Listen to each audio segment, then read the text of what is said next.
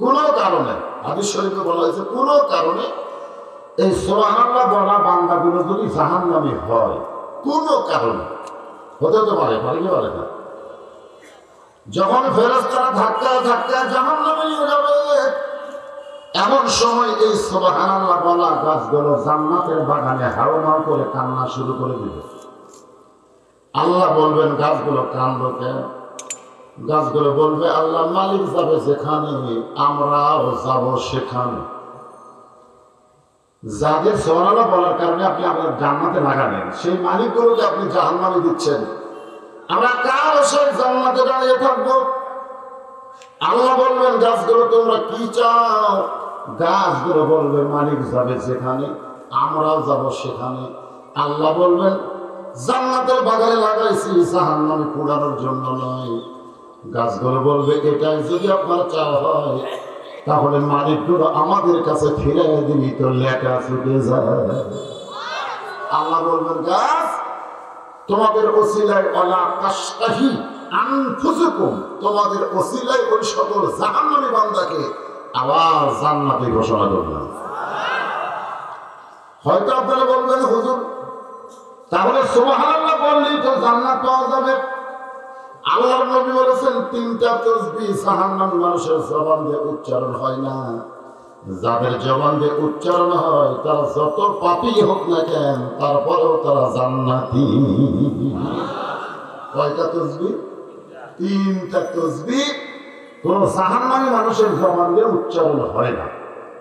যাদের জবান দিয়ে উচ্চারণ হয় তারা যত পাপী হোক না কেন তারপরেও তারা জান্নাতি। কয়টা দেখেন তো? তিনটা আমরা ঠিক মতো পারি কিনা? একটা হলো সুবহানাল্লাহ, আলহামদুলিল্লাহ, আল্লাহু আকবার, সুবহানাল্লাহ, আলহামদুলিল্লাহ, আল্লাহু আকবার। 33 33 আর 34 কত কত? সুবহানাল্লাহ 33 বার, আলহামদুলিল্লাহ 33 বার, আল্লাহু আকবার 34 বার। এই তিনটা তাসবিহ যাদের জবান দিয়ে অনায়াসে সবসময় উচ্চারণ হয়, কোনো বাধা মানে না, রাসূল বলেছেন তারা যত বড়ই পাপী হোক না কেন মৃত্যুর সময় তাদের জবানে আরেকটা তাসবিহ আল্লাহ উচ্চারণ করে দেয়। সেই তাসবিহ হলো লা ইলাহা ইল্লাল্লাহ, লা ইলাহা সুবহানাল্লাহ, আলহামদুলিল্লাহ, আল্লাহু আকবার, লা ইলাহা। আল্লাহর নবী বলেন কোন মানুষ মৃত্যুর সময় লা ইলাহা ইল্লাল্লাহ উচ্চারণ করতে করতে যদি মারা যায় সে যত বড় পাপী হোক না কেন আল্লাহ তার ঠিকানা জান্নাত বানায়া দেয়। হ্যাঁ, এজন্য এই তাসবিহগুলো আমরা আদায় করতে কোনো অলসতা করব না। জবান দিয়েছেন কে? জোরে বলেন কে? সুবহানাল্লাহ যখন বললেন তখন কার পবিত্রতা ঘোষণা করলেন? যখন আল্লাহ আলহামদুলিল্লাহ বললেন তখন কার প্রশংসা করলেন? যখন আল্লাহু আকবার বললেন তখন কার বড়ত্ব প্রচার করলেন? তাহলে আল্লাহর পবিত্রতা, আল্লাহর প্রশংসা, আল্লাহর বড়ত্ব প্রচার করতে আমাদের কোনো আপত্তি নেই। আল্লাহর প্রশংসা এই কারণে বেশি বেশি করবো যা আল্লাহ আমাদেরকে বিশ্ব নবী, ধরে কোন নবী? হাসরের ময়দানের সমস্ত নবীরা ইয়া নফসি বলে যখন কান্না শুরু করে দিবে, সমস্ত নবীরা যখন বলবে আমার কি হবে, আমার কি হবে, ওই সময় আমাদের নবী আমার কি হবে, আমার কি হবে এই শব্দ উচ্চারণ না করে বলবে ইয়া রাব্বি হাবলি উম্মতি, আমার উম্মতের কি হবে। নিদানে আখেরাতে তরাইতে পুলসিরাতে কান্ডারি হইয়া নবী পার করিবেন সেই তরণী। সবাই বলেন নবী মোর পরশমণি, নবী মোর সোনার খনি, নবী নাম ভাবে যেজন সেই তো দোজাহানের ধনী। আপনার যদি লোকজন এসে ওখানে ওখানে দাঁড়িয়ে যান তাহলে দেখতে কেমন লাগে? যদি আপনার আসার পর এরকম দাঁড়িয়ে থাকেন, বসার তো জায়গা আছে, এই সাইডে ক্যামেরা দেওয়ার কারণে এই সাইডে লোক কিন্তু বসতেছে না, বসলে তো বক্তা দেখা যাবে। আপনারা একটু জমে জমে বসেন ভাইজান, জায়গাটা কিন্তু বড় না ছোট? কথা কয় না, বড় না ছোট? কেবল তো লোক আসা শুরু হলো না? তো লোক যখন সমানে আসতে থাকবে তখন বসতে দেবেন কোথায়? তো এই জন্য এখন থেকেই একটু চেপে বসেন। আমি পৌষ এবং মাঘ মাসে বলতাম খুব চাপতেন, মানে এক ভাই শরীরে শুনলেন, কিন্তু এই চৈত্র মাসে তো বেশি চাপতে বলা যায় না। তো যতদূর পর্যন্ত চাপা যায় আর কি, আপনার ততদূর পর্যন্ত সামনে দিকে চেপে বসেন আর জিকির করেন আর সামনে চাপেন। লা ইলাহা ইল্লাল্লাহ, লা ইলাহা ইল্লাল্লাহ, লা ইলাহা ইল্লাল্লাহ, লা ইলাহা ইল্লাল্লাহ, লা ইলাহা ইল্লাল্লাহ,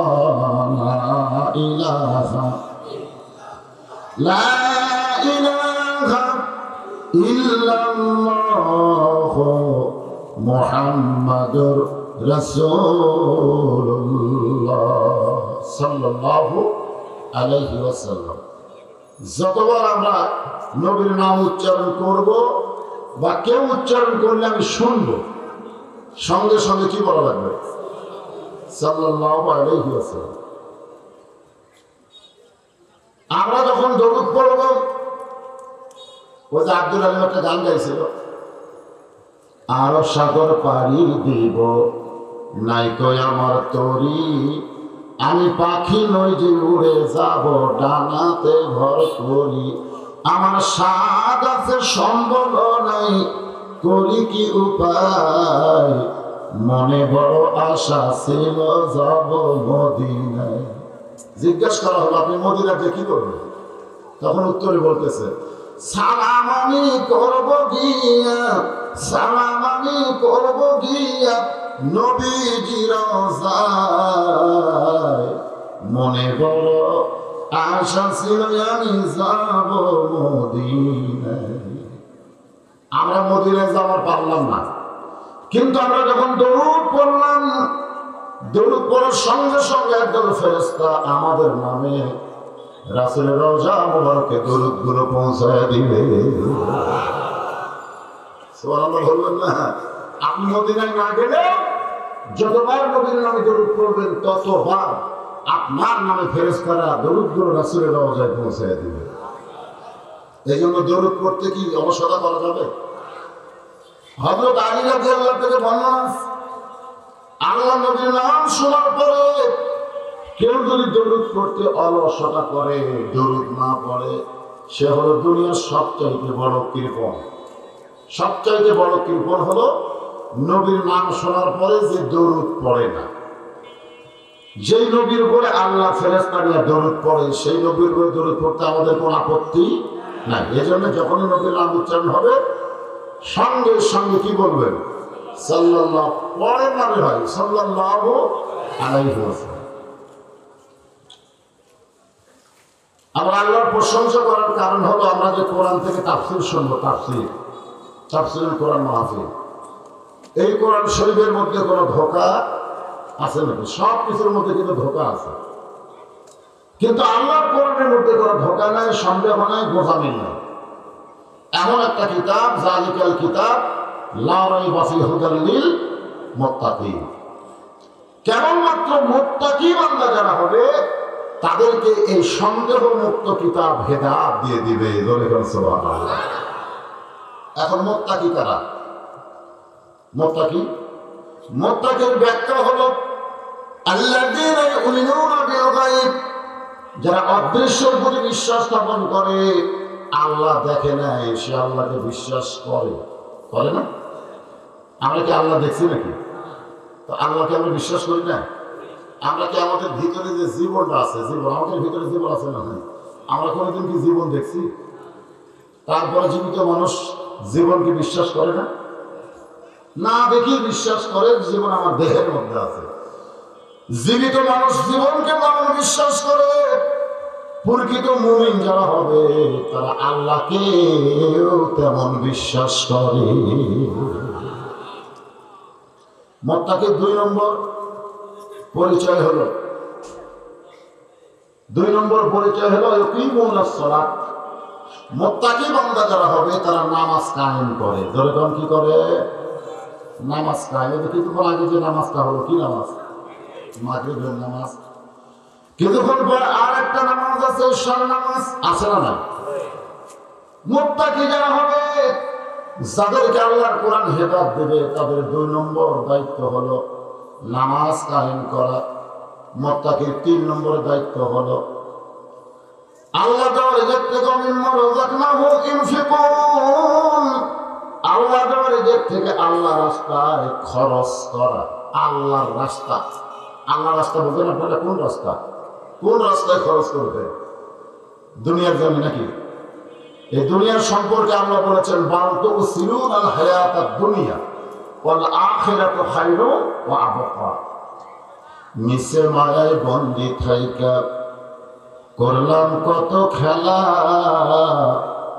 পশ্চিমে তাকিয়া দেখো তোমার জীবনের ডুইবা গেছে বেলা। এক পলকের নাই ভরসা, এক পলকের নাই ভরসা, মিশে সকল আশা, তখন বুঝি দারুণ ঝড়ে ভাঙবে তোমার বাসা। যে কোনো মুহূর্তে আমরা দুনিয়া থেকে বিদায় নেব, দরকার কথা ঠিক কিনা? যে কোনো মুহূর্তে,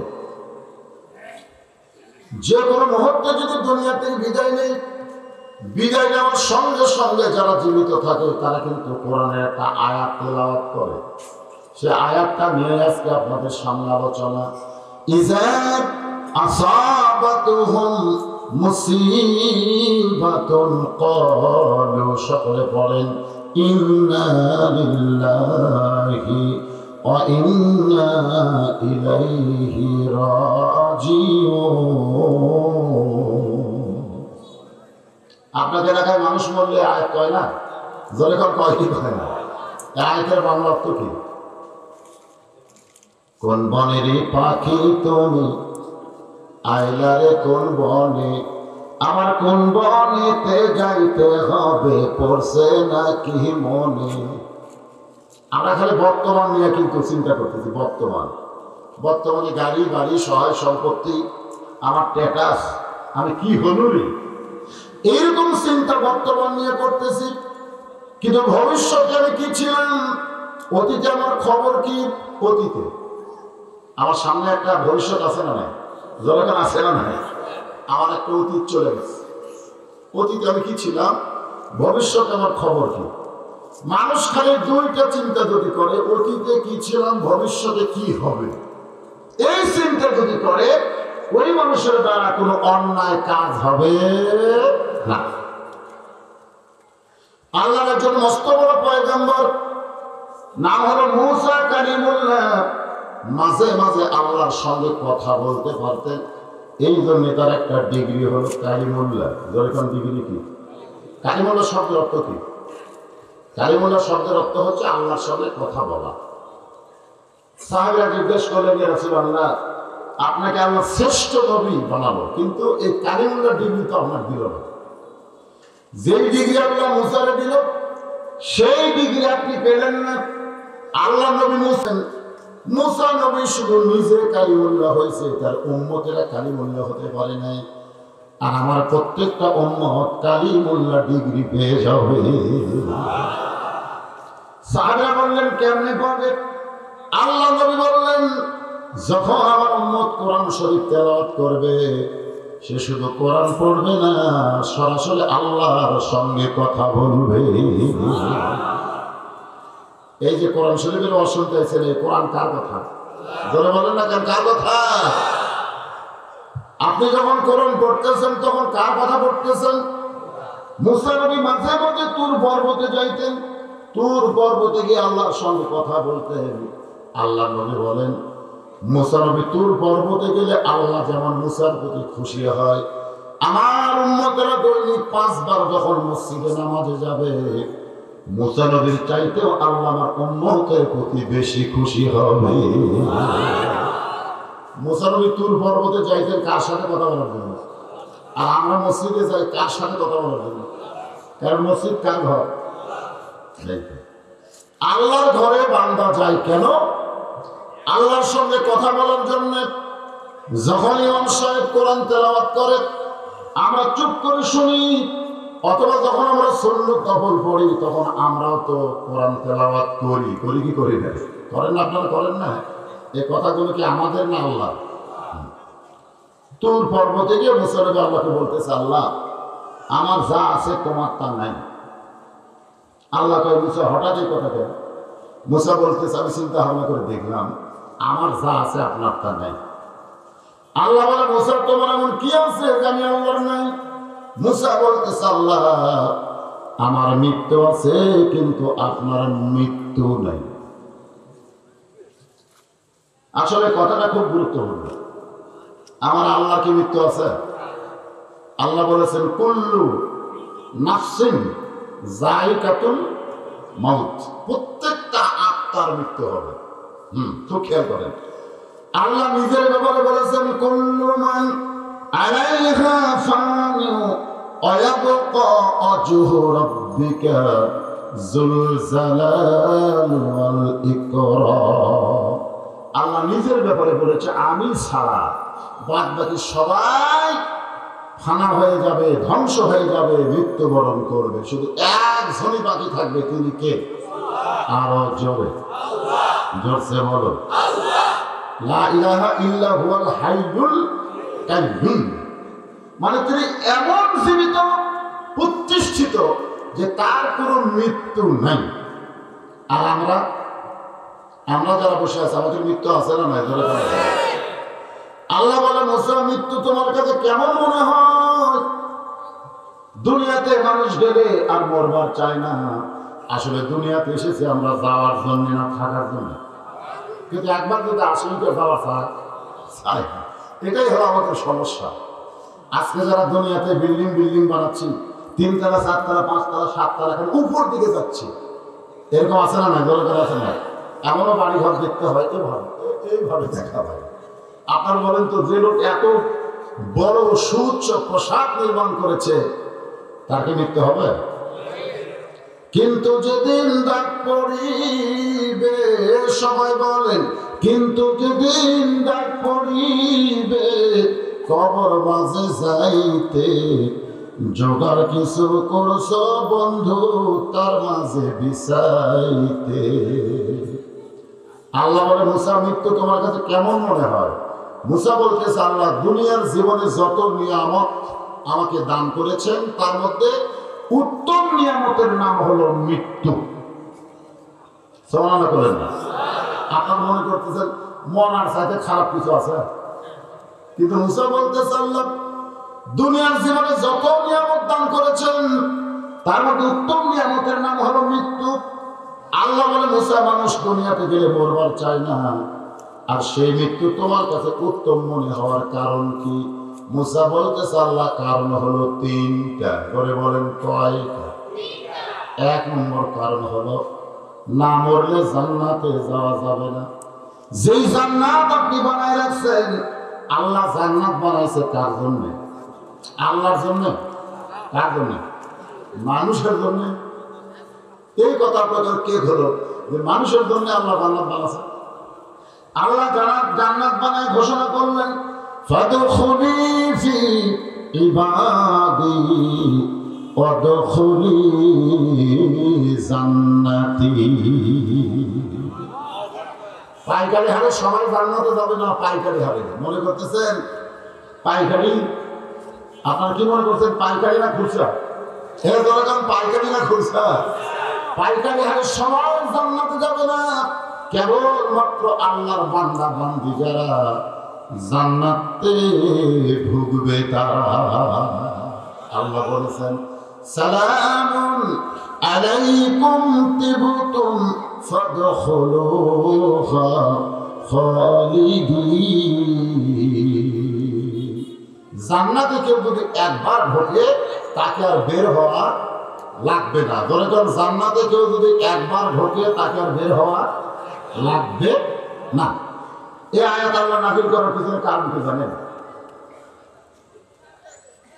কারণ হলো আমাদের বাবা আদমকে আল্লাহ জান্নাত দিয়েছিল। কি কারণ দিছিল না? কারণ দিছিল কিনা? সে জান্নাত থেকে আবার কি করছে? বার করছে।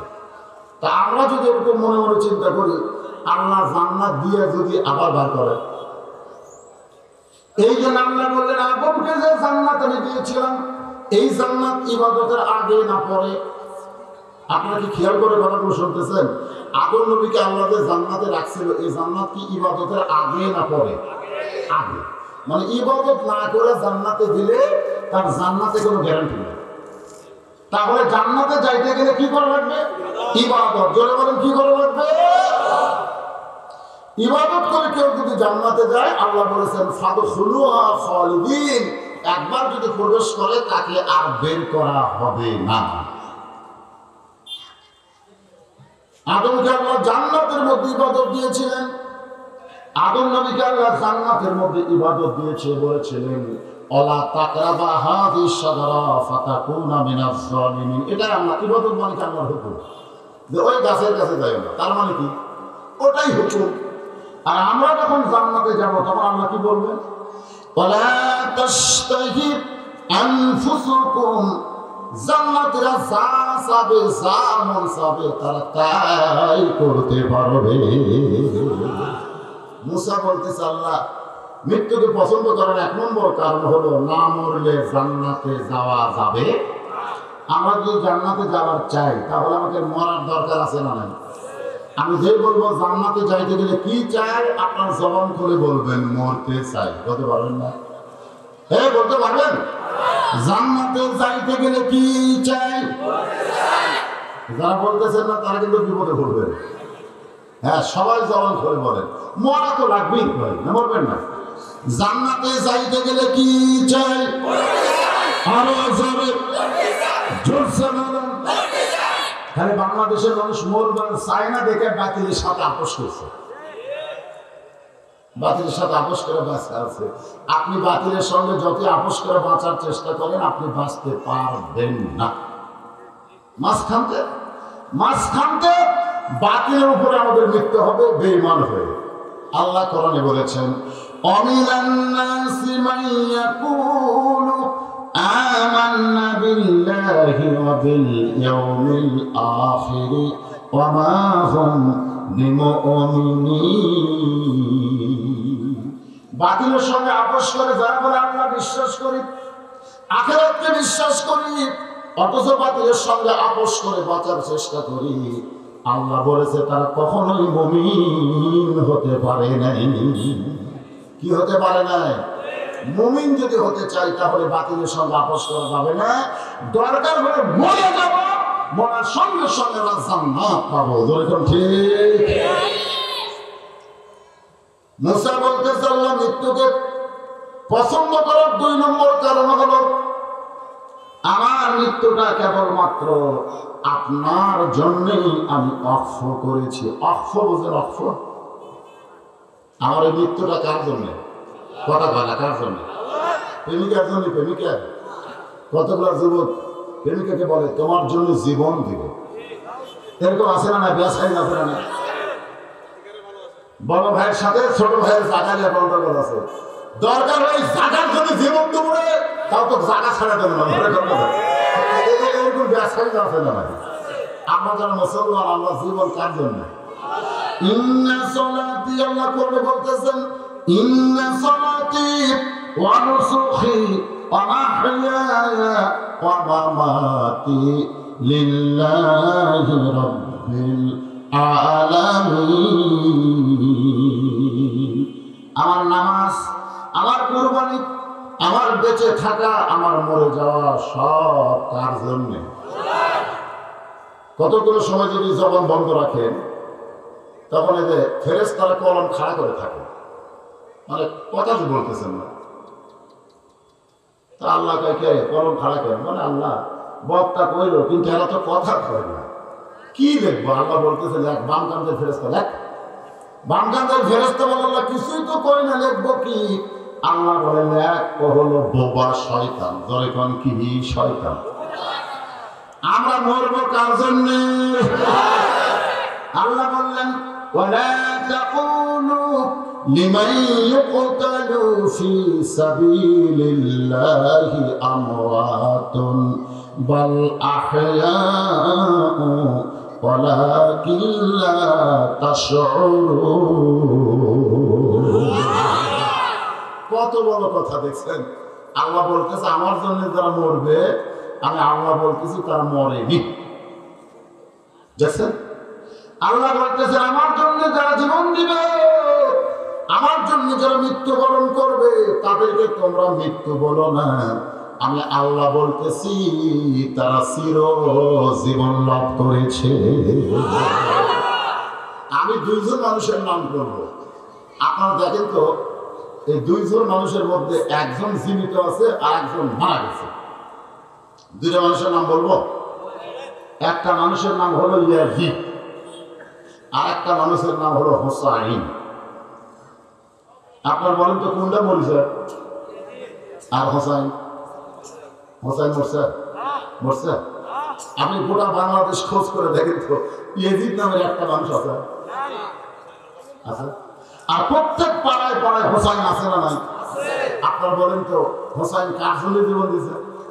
হ্যাঁ, দেখছেন, আল্লাহর জন্য যারা জীবন দেয়, আল্লাহর জন্য যাদেরকে হত্যা করা হয়, তাদেরকে আল্লাহ বলেছে তোমরা মৃত্যু বলো না, আমি আল্লাহ বলতেছি তারা চির জীবন লাভ করেছে।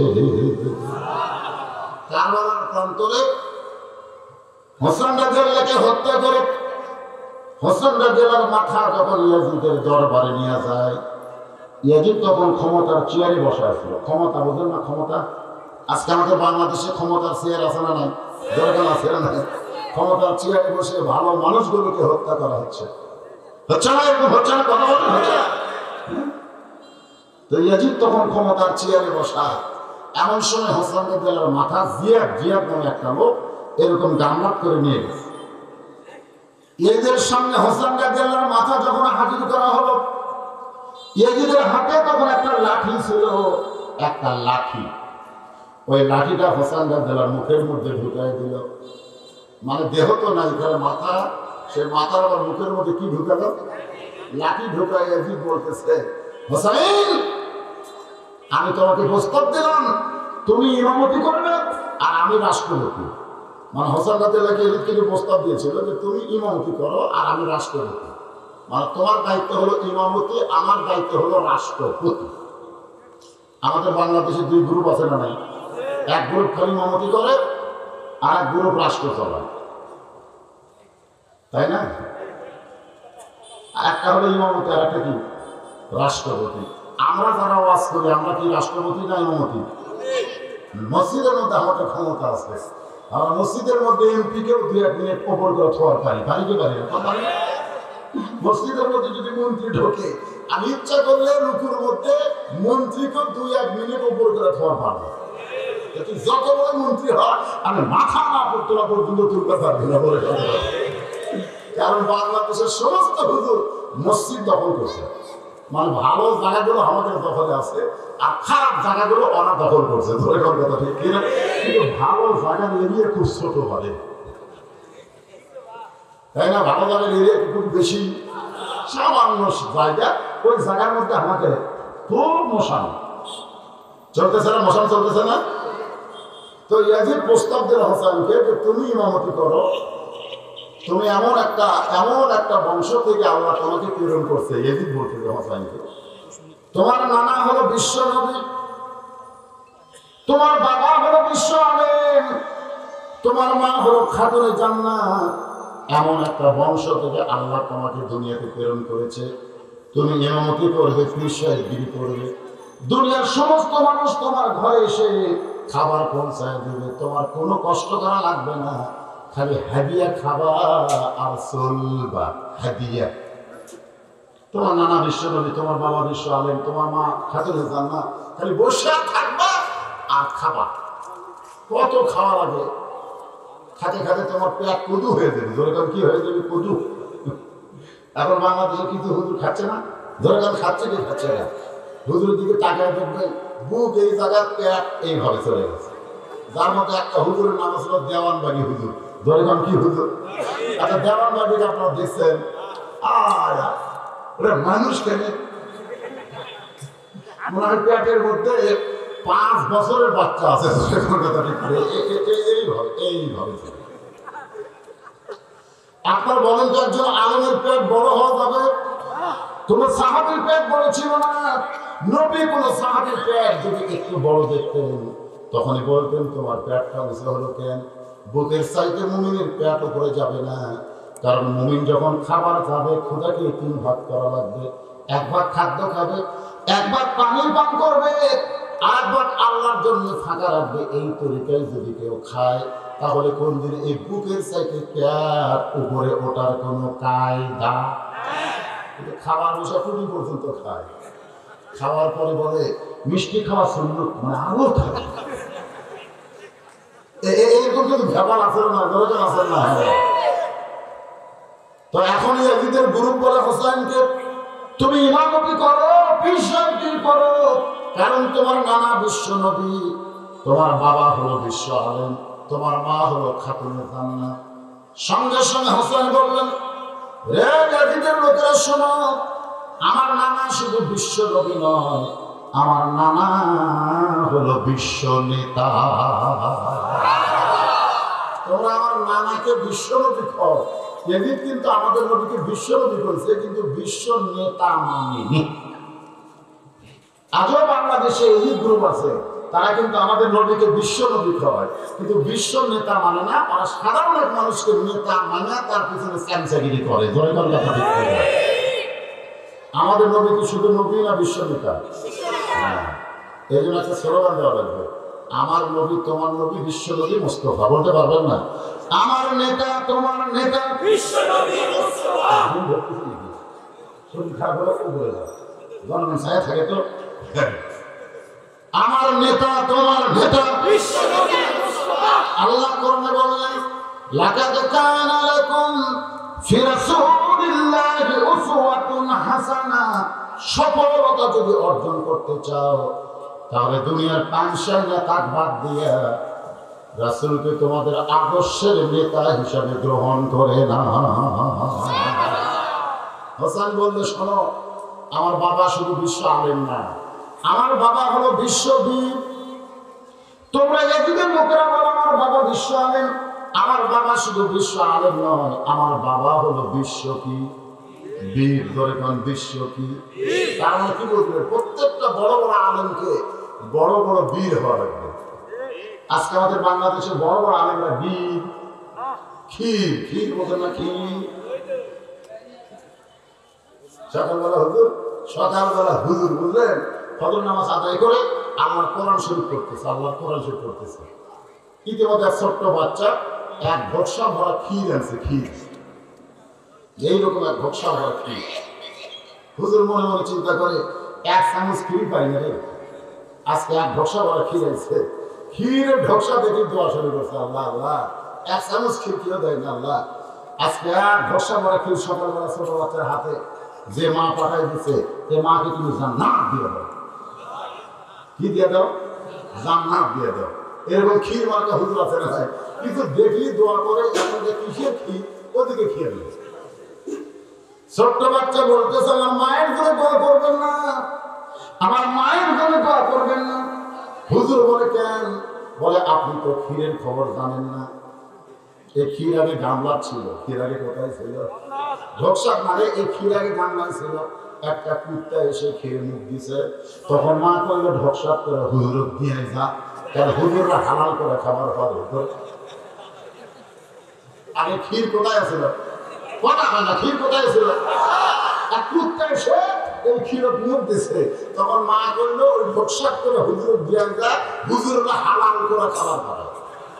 আজকে বাংলাদেশে বড় হুজুর নামে শয়তান আছে, তারা হারামকে হালাল করতেছে। কথা বললে হুজুররা হালাল করে খাবার পাবে।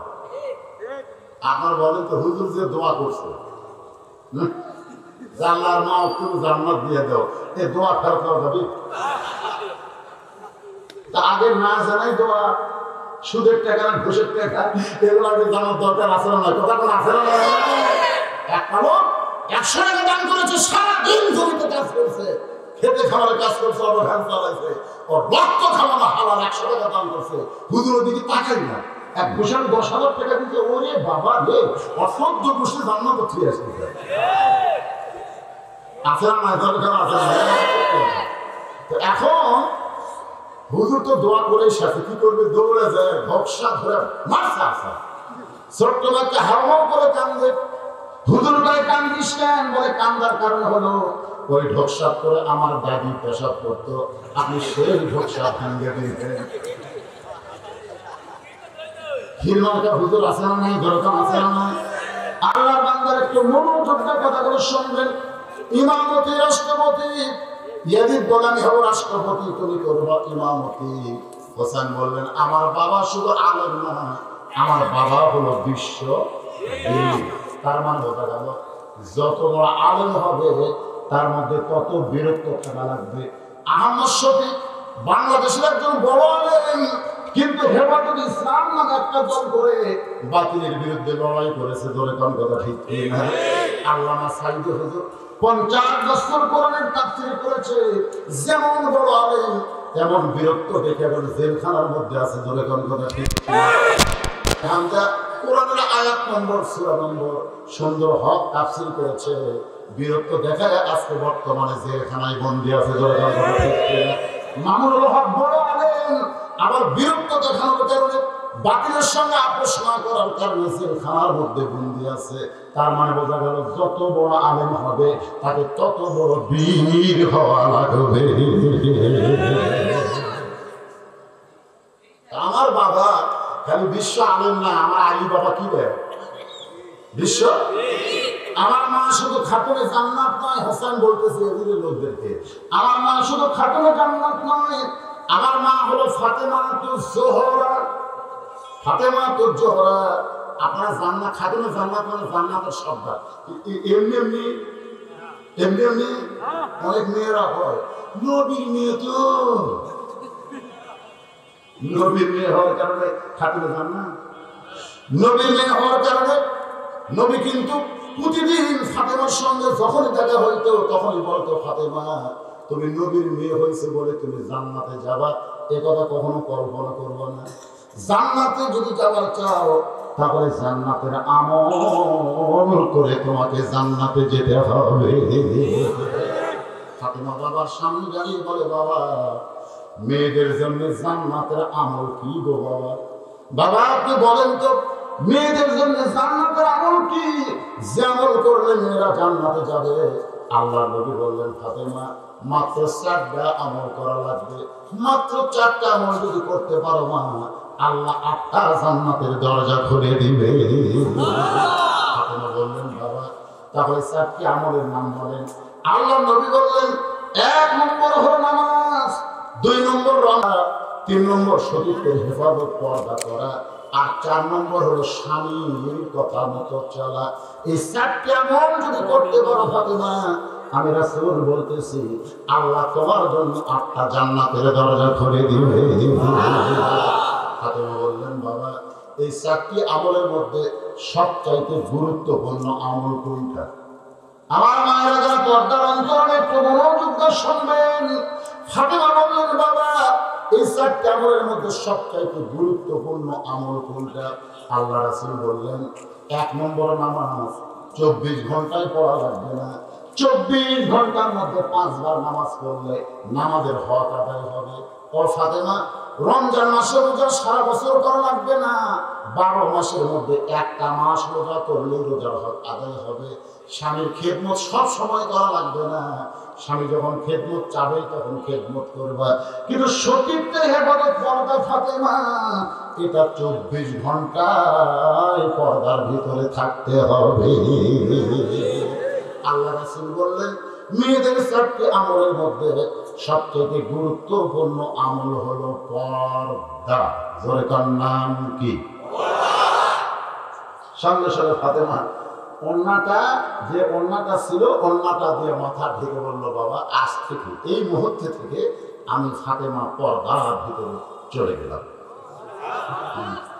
আব্দুল কাদের জিলানী রাহমাতুল্লাহ আলাইহি জান্নাতুল বাকি জিয়ারত করতেছেন। জান্নাতুল বাকি ছিলেন যারা হজ করছে তারা দেখছে। আল্লাহ রাসূলের রওজার পাশে সবচেয়ে বড় গোরস্থান জান্নাতুল বাকি, যে গোরস্থানের মধ্যে 10,000 কয় হাজার 10,000 সাহাবীকে ইয়াজিদ হত্যা করছে। ইয়াজিদ কিন্তু কয়েকটা কাম করছে, তার মধ্যে 1 নম্বর হলো হোসেন রাদিয়াল্লাহু আনহু হত্যা করছে, 2 নম্বর হলো ওই মদিনায় যত সাহাবী ছিল সমস্ত সাহাবীকে ইয়াজিদ হত্যা করছে। 3 নম্বর অপরাধ হলো আল্লাহর কাবা ঘরে কামান মারছে। ধরে কোন কি মারছে? তারপরে কতগুলো শয়তান ইয়াজিদের পক্ষে ছাতায় দেয়। কোন কাফেরদের মানে হুজুর দ্বারা ইসলামের যে ক্ষতি হয় যায় সেই ক্ষতি ইয়াজিদ করেছে। 10,000 সাহাবী, কত হাজার? জান্নাতুল বাকির মধ্যে তাদের কবর আছে। ওই জান্নাতুল বাকি আব্দুল কাদের জিলানী রাহমাতুল্লাহ আলাইহি যখন জিয়ারত করে, পিছন দিক থেকে একজন মুরিদ বলে, হুজুর আপনি চোখ বন্ধ করলে গোটা পৃথিবীর খবর বলতে পারেন, আপনি চোখ বন্ধ করে দেখেন তো এই জান্নাতুল বাকির কোন জায়গায় মা ফাতেমার কবর। কি করা লাগবে? আসলে দুটো দেওয়া লাগে, একটা দেওয়া হয় এইভাবে সবসময় মুখ আমি সোজা করে তুই তাহলে সাউন্ড হবে, তো সবসময় এই মুখ সোজা করে রাখা যাবে।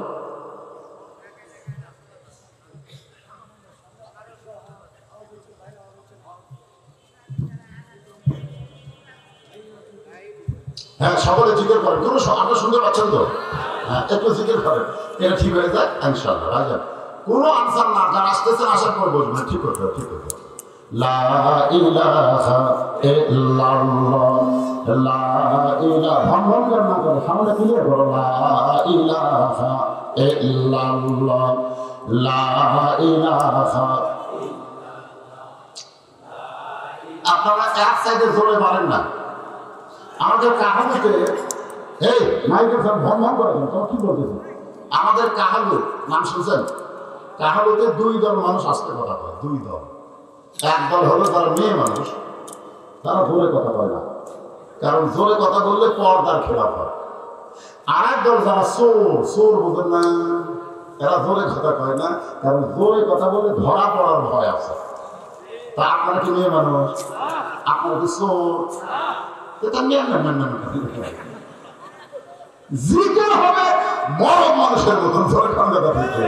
লা ইলাহা ইল্লাল্লাহ, লা ইলাহা লা ইলাহা ইল্লাল্লাহ মুহাম্মাদুর রাসূলুল্লাহ সাল্লাল্লাহু আলাইহি সাল্লাম।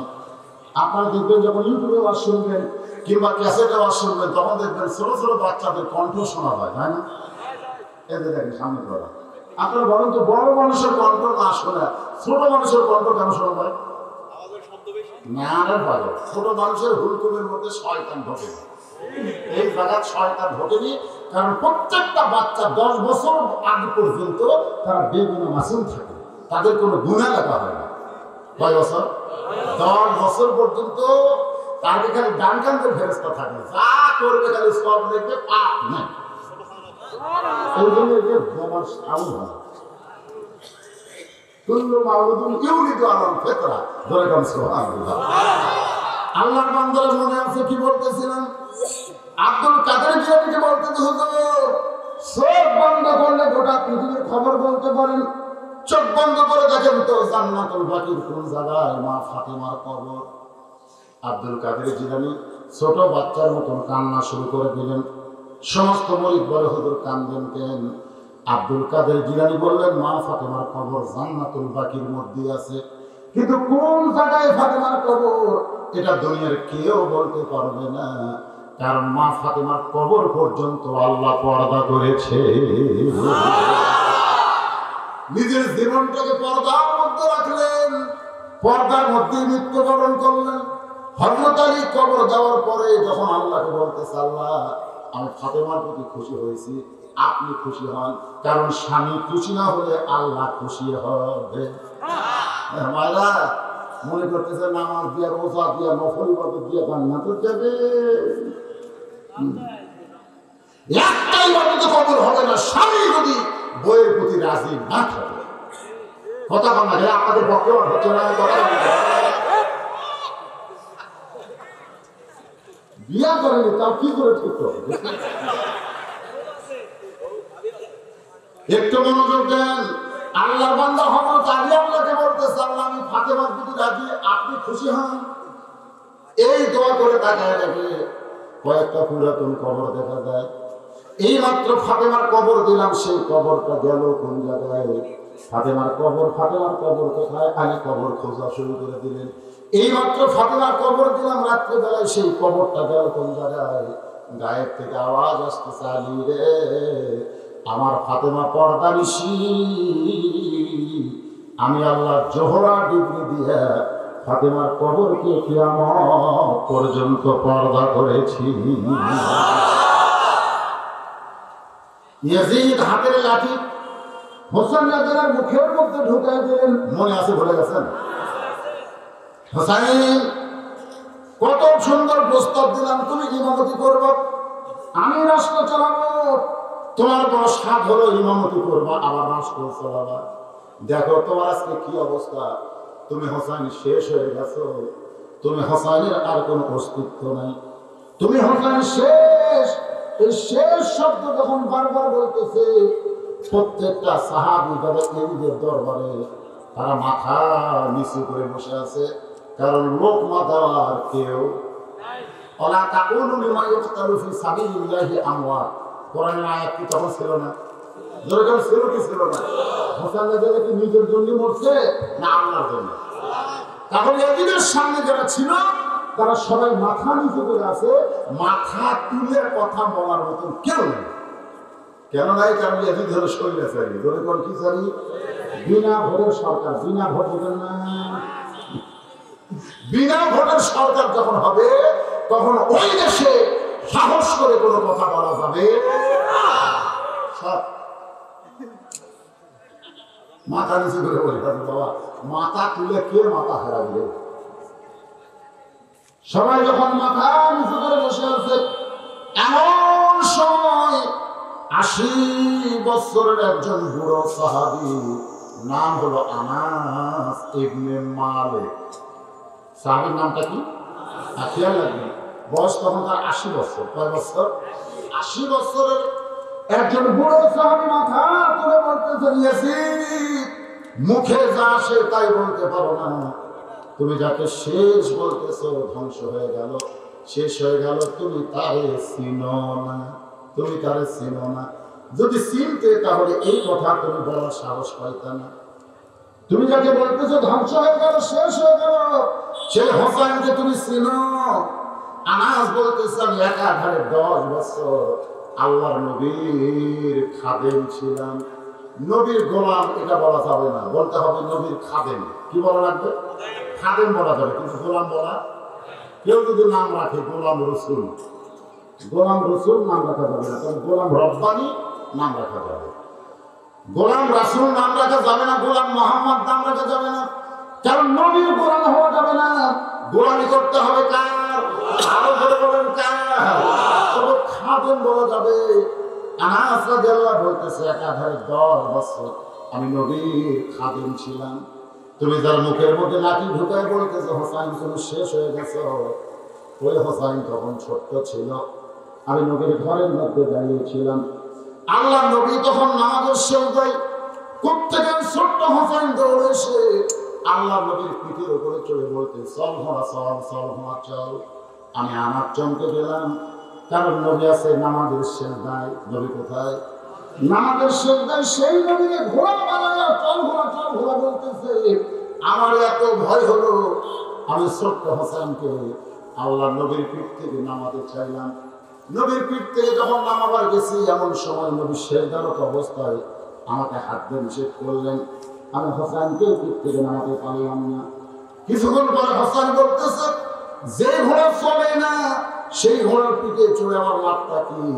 এ বলে রাগ করে যখন ঘর থেকে বের হয়ে যায়, আল্লাহ নবী তখন সেজদা থেকে মাথা তুলে নামাজের সালাম ফিরে বললাম, ইয়া রাসূলুল্লাহ আমি হোসেনকে আপনার পিঠ থেকে নামাবার চাইলাম, কিন্তু আপনি সেজদারত অবস্থায় নিষেধ করলেন। ওগো নবী আপনার সঙ্গে বেয়াদবি করলো, আপনি নিজেও নামালেন না, আমাকেও নামাতে দিলেন না। আল্লাহ রাসূল মুস্কে হাসিয়া বলেন, আলা এই হোসেন যখন আমাকে চল ঘোড়া বলেছে, আমি তখন পিঠ থেকে নামাবার চাইছিলাম, কিন্তু নামাজের মালিক আল্লাহ ডাক দেবেন, হাবিব আমার চিন্তা করে আপনি হোসেনকে পিটতে কেন হবেন না? আপনি যেমন হোসেনকে ভালোবাসেন আমি আল্লাহ তেমন ভালোবাসি। যতক্ষণ আপনাকে ঘোড়া বানাবে ততক্ষণ আপনি সেজদা থেকে মাথা তুলতে পারবেন না। আল্লাহ নবী বলেন, আসলে আমার হোসেন সাধারণ কোনো ছেলে নয়, সাধারণ কোনো সন্তান নয়, আমার আল্লাহ তাআলা হোসেনকে বড় ভালোবাসে। তো সেই হোসেনের মুখের মধ্যে নাকি ঢুকে তুমি বলতে যে হোসেন শেষ হয়ে গেল, তুমি হোসেন দেখছো না বলে এমন কথা বলতেছো। আমি আমার বলতেছি হোসেন শেষ হবে না, বরং তুমি শেষ হয়ে যাবে।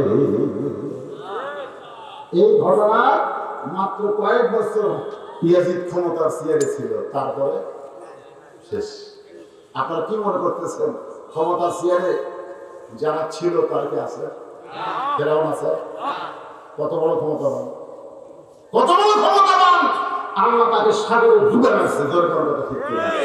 নমরুদ আছে, নেয়াগলা মশাতে আল্লাহ সাইজ করছে। ক্ষমতার অহংকার করো না, ক্ষমতার মালিক হচ্ছে আল্লাহ। তাবারাকাল্লাযী বিয়াদিহিল মুলক ওয়া হুয়া আলা কুল্লি শাইইন কাদির। গোটা পৃথিবীর রাজত্ব কর্তৃত্ব মালিকানা কার হাতে? জবান করে বলতে হবে সমস্ত ক্ষমতার মালিক কে?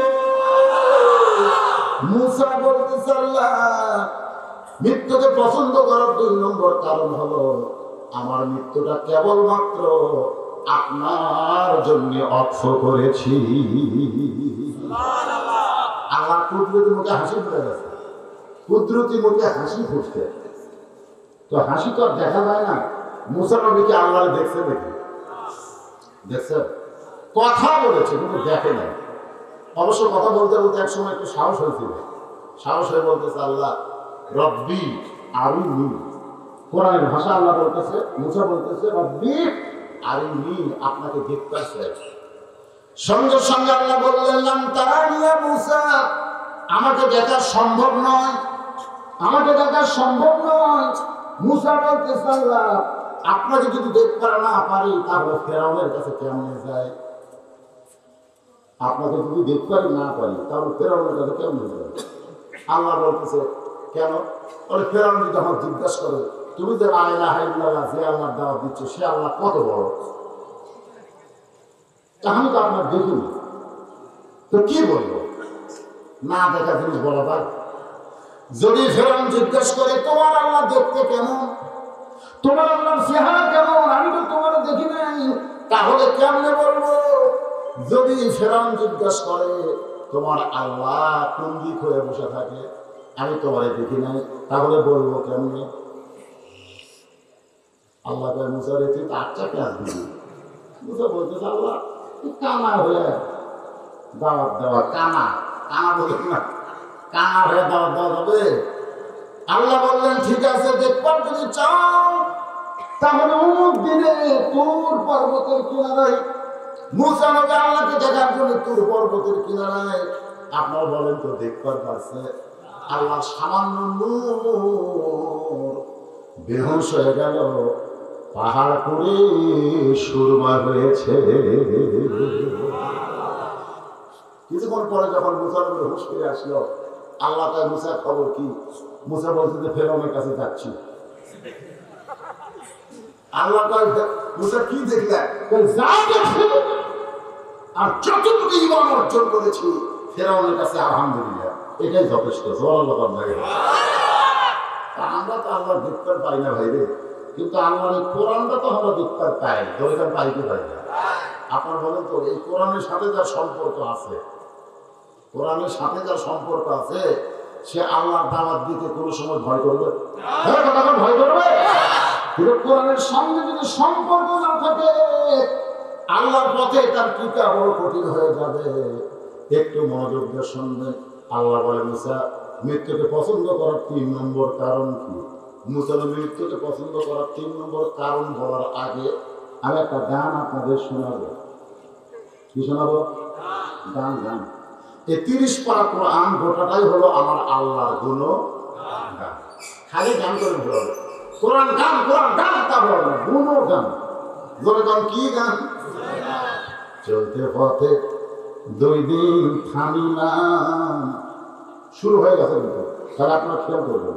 চলতে পথে 2 দিন থামিলাম, যাবার কালে একজন আরো দেখা না পাইলাম। ও আমার সাদের মালা যাই ছেড়ে, রইব না আর বেশি দিন তোদের মাঝারে। কতজনকে কত কি দিলাম। বাংলাদেশের একজন প্রেসিডেন্ট জিল্লুর রহমান, নাম শুনছেন? 3টা প্রেসিডেন্ট ক্ষমতায় থাকা অবস্থায় মারা গেছে। 3টা প্রেসিডেন্ট কি থাকার অবস্থায় মারা গেছে?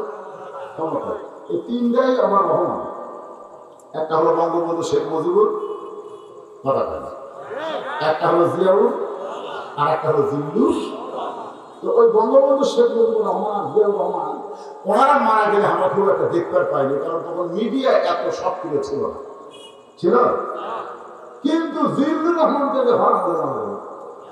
মারা যাওয়ার পরে বাংলাদেশের যত চ্যানেল ছিল প্রত্যেকটা চ্যানেল থেকে প্রচার করেছে, চ্যানেল প্রচার করছে। জিল্লুর রহমানকে যখন কবরে নিয়ে গেল, কবরের কাছে নিয়ে গেল, জানাজার আগ দিয়ে একজন ঘোষক ঘোষণা করতেছে 5 স্তরের নিরাপত্তা আছে। কয় স্তর? 5 স্তরের নিরাপত্তা আছে। Army, RAB, BJP, police, answer বাহিনী, তোমরা কি প্রস্তুত? এভাবে এভাবে লাইফের উপর গোটা কয়েক ফাঁকা গুলি করবে। যে ফাঁকা গুলি করতেছে তখন মন্ত্রী নাকি আল্লাহকে বলতেছে, মনে করো আল্লাহ যে হারে নিরাপত্তা দেওয়া শুরু হলো, আমরা কি ফেরত যাবো? আপনাদের কি মনে হয়? কথা কয় না।